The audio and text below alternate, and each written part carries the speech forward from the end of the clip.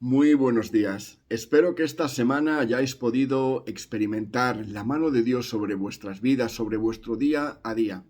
Mi oración y la de mi esposa es que podáis experimentar la gracia de Dios cada día de vuestra vida. Y ahora quiero invitarte a reflexionar sobre una historia muy particular que vemos en el Evangelio de Juan y que nos habla sobre una mujer adúltera. Y esta enseñanza es muy interesante. Esta mujer cogida parece ser en el acto mismo del adulterio es traída a Jesús acusándola de este acto.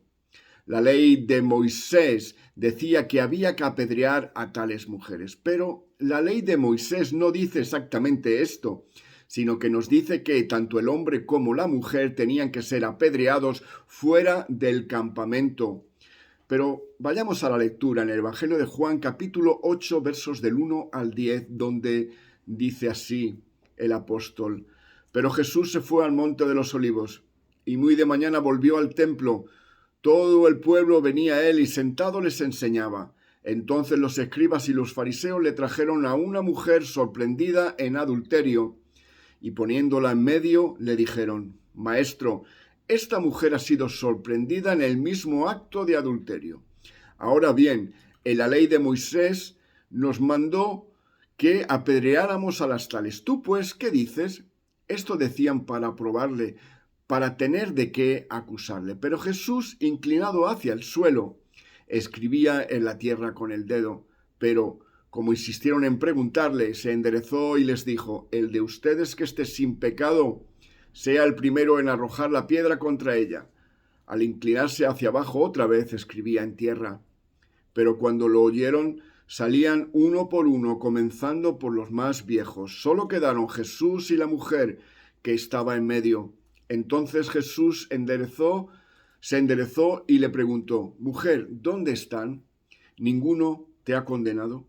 Que el Señor bendiga su palabra. Como hemos observado, faltaba el hombre. Por tanto, ellos, los religiosos, solo cogían la parte que les convenía. La ocasión era poder acusar a Jesús de no cumplir la ley, aunque ellos ahí no la estaban cumpliendo. Los acusadores eran los religiosos, en primer lugar.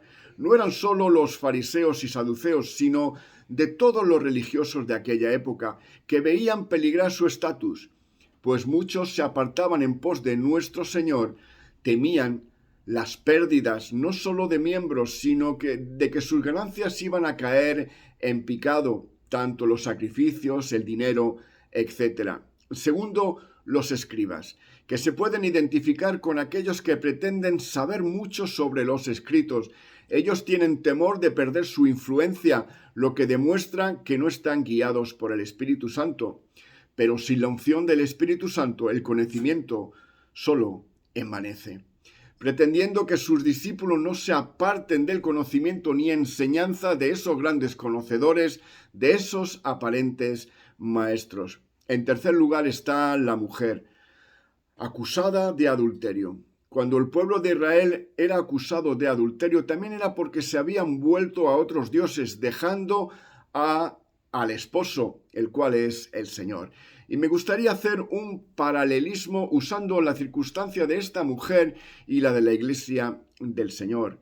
Identificar a esta mujer con la iglesia genuina, la verdadera esposa del Cordero, la que sigue el camino del Señor. No digo los caminos, porque solo hay un camino, el cual es Jesús. No debería haber muchas iglesias, sino solo una iglesia.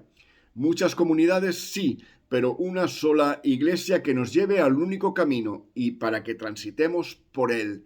Esa iglesia que no se deja llevar por la religiosidad ni por ningún religioso, ni por ninguno que pueda decir que viene de parte de Dios acusándonos de adulterio, de adulterar el camino de Dios porque no seguimos ni su camino ni su pensar.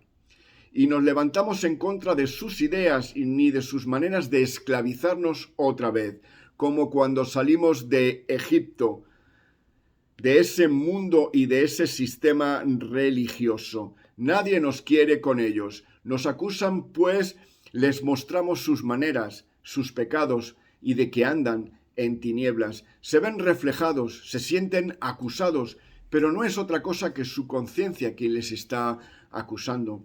Nosotros somos falibles. Necesitamos corrección, pues el único que es infalible, es el Señor. Ellos no son como estos samaritanos, pues cumplen con todos los ritos y diezman generosamente.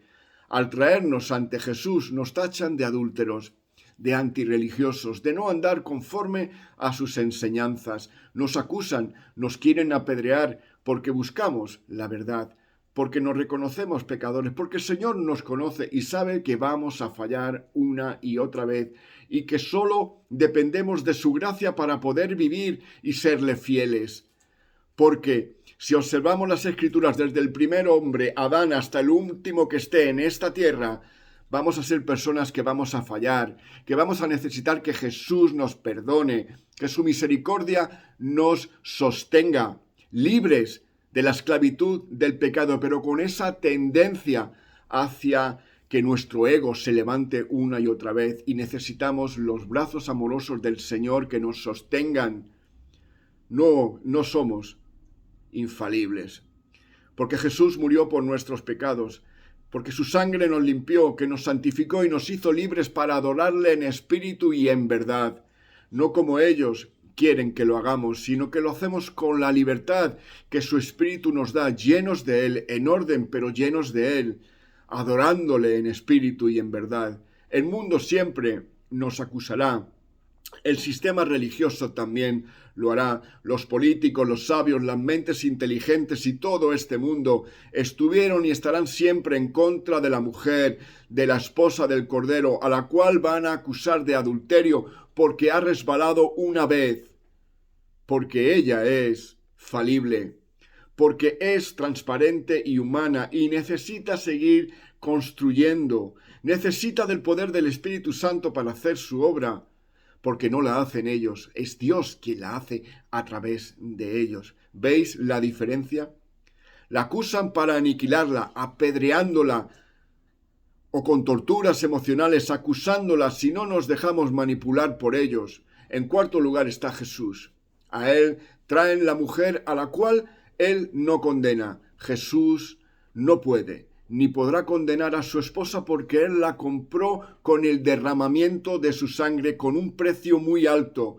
Y él quiere mostrar que no se puede acusar a la que él rescató, redimió, pues ya somos salvos, redimidos por precio de sangre.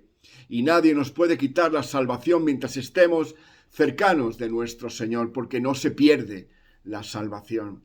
Y aunque tú te volvieras a tu vida, el Señor seguirá saliendo al borde del camino una y otra vez, y aunque hayas gastado toda tu herencia para ver si vuelves, porque Él es compasivo y sus misericordias son nuevas cada mañana. Por tanto, nadie puede borrarte del libro de la vida si tú eres fiel al Señor. La Iglesia a través de los tiempos ha sido perseguida, han tratado de destruirla, la han menospreciado, desechado, humillado, pero Jesús, nuestro Dios, siempre se ha mantenido ahí guiándola, dándola confianza, protegiéndola hasta el día de hoy. Si hay algo seguro que a pesar de todos los pesares es que la Iglesia ha sido firme en confianza de que Él, el Señor, está con nosotros hasta el último día de nuestra vida en esta tierra. Ni la política, ni las religiones, ni los sabios, ni nadie ha podido contra la Iglesia de ser una adúltera, insumisa, etc. Pues todos nuestros pecados han sido borrados y somos salvos por su gracia. Nadie puede nada contra el poder de nuestro Dios. Hasta el día de hoy, desde el principio, a pesar de las persecuciones, la Iglesia, esposa del Cordero, persiste, vive en confianza y solo confía en su Dios y depende de Él. Con ese cordón umbilical invisible que nos ata al Señor, que el poder del Espíritu Santo nos siga guiando, para que nada nos pueda apartar de su camino, de su enseñanza, porque Él no nos condena. Nadie te puede acusar, nadie puede hacer que vivas tu vida con el Señor como Él pretende que sea, porque somos libres, porque solo Él nos dice, ten fe en mí. Que el Señor te bendiga y te guarde en este día y ánimo. El Señor nos ha hecho libres para vivir una vida de sumisión a Él y de obediencia a Él. Es al único que tenemos que someternos, y a todos los que vivan en esa sintonía y armonía, pues estaremos haciendo la voluntad del Señor. Que Dios te guarde y te bendiga en esta semana. Ánimo, seguimos adelante.